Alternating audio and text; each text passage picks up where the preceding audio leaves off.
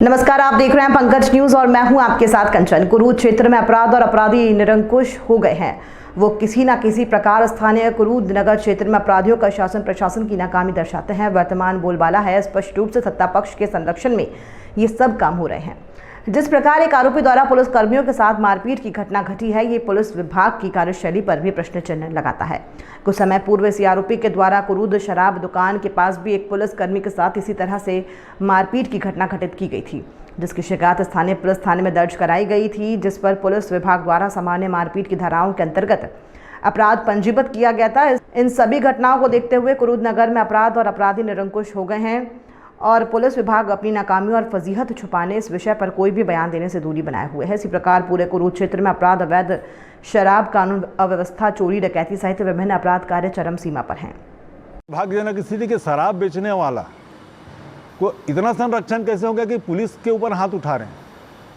और ऐसा नहीं कि हम लोग चुप बैठे हैं, बीच बीच में आप लोग के माध्यम से या खुद हम लोग अपने पार्टी की तरफ से ध्यान आकर्षित करने का प्रयास किया शासन प्रशासन में, मगर कोई सुनवाई नहीं है, क्योंकि सब बिके हुए हैं, सब मिल के संरक्षण दे रहे हैं इनको।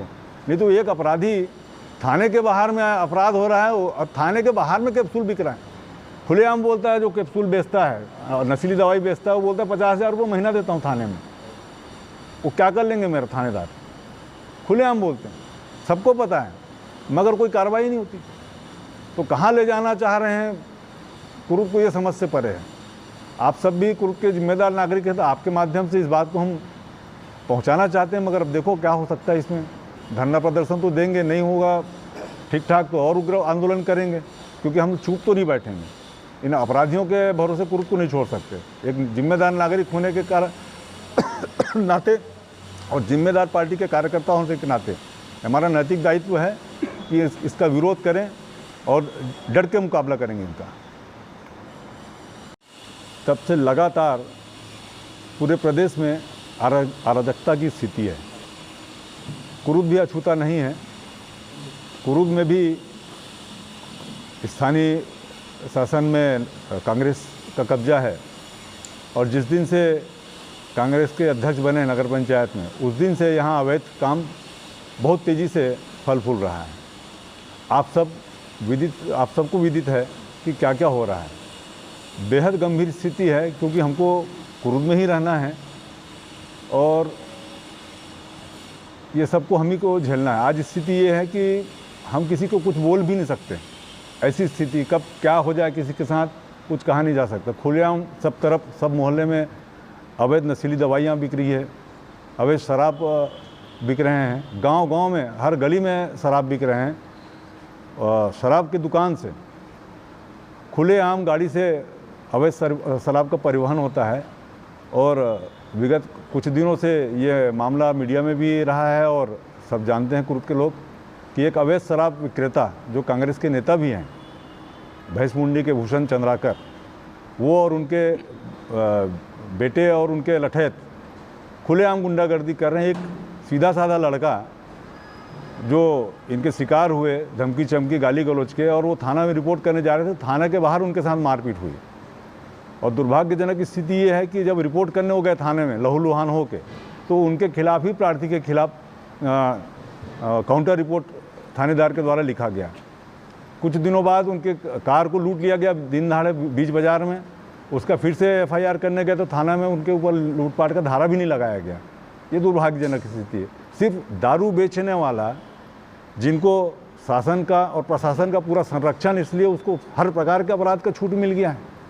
आज बेहद भयानक स्थिति है। शांति समिति की बैठक में भी एडिशनल SP के सामने इस बात को हमने रखें कि जब तक ये सब अवैध काम बंद नहीं होंगे, कुरूद में शांति व्यवस्था कायम नहीं की जा सकती। एक दिन के लिए गणेश झांकी के लिए आप व्यवस्था तो दे दोगे, मगर हमको तो साल भर रहना है यहाँ और जीवन भर रहना है।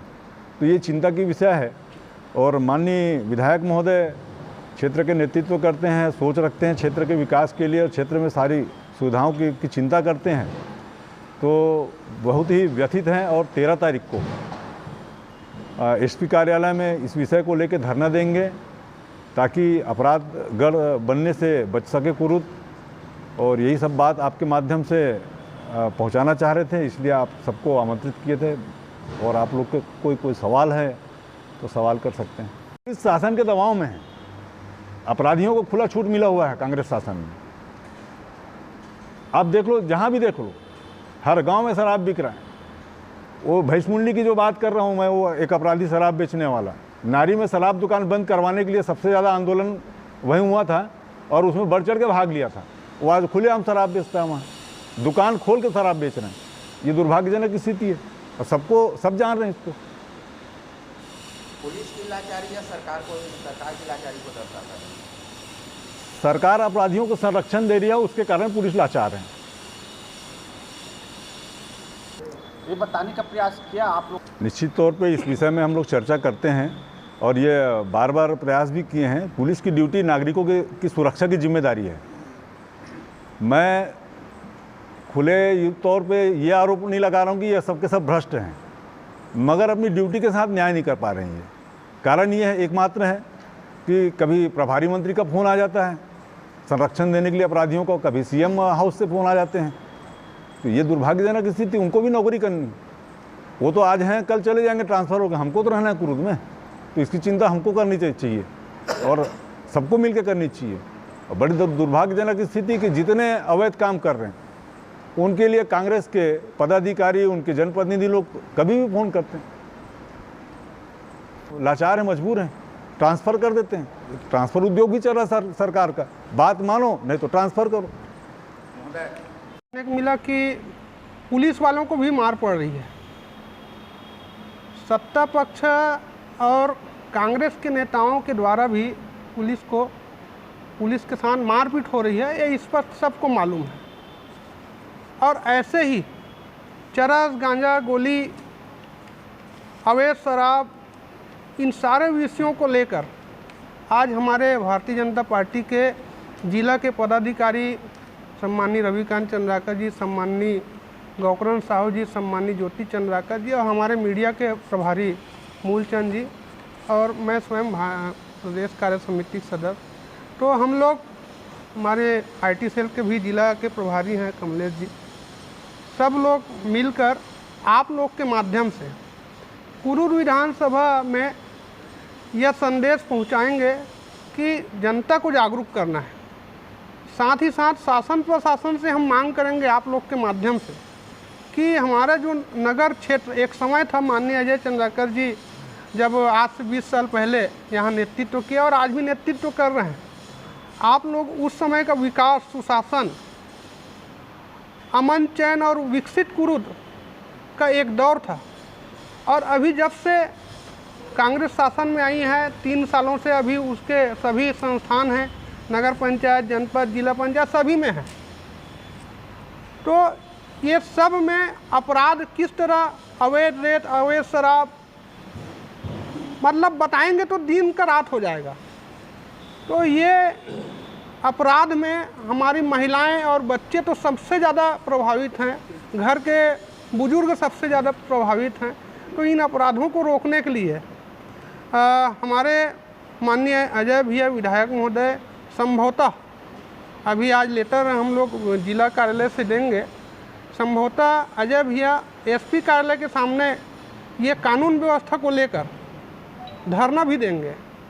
तो आज इन्हीं विषयों में चर्चा है। आप सभी पत्रकार साथियों का पुनः अभिनंदन, स्वागत और भारतीय जनता पार्टी कुरुट कार्यालय आप लोग का बहुत बहुत धन्यवाद ज्ञापित करती कि आप लोगों ने अपना अमूल्य समय देकर हमारे कार्यालय के माध्यम से जो संदेश शासन प्रशासन और जनता के सामने जो रखेंगे, मुझे विश्वास है कि आप लोग जागरूक हैं और स्पष्ट रूप से जो गलत हो रहा है यहाँ इस क्षेत्र में, तो वो क्षेत्र में संदेश आप लोग के माध्यम से देना है।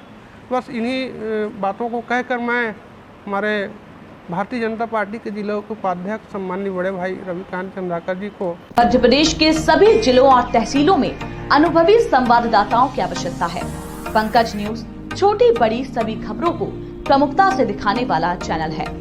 चैनल से जुड़ने के लिए संपादक पंकज पंजवानी से 909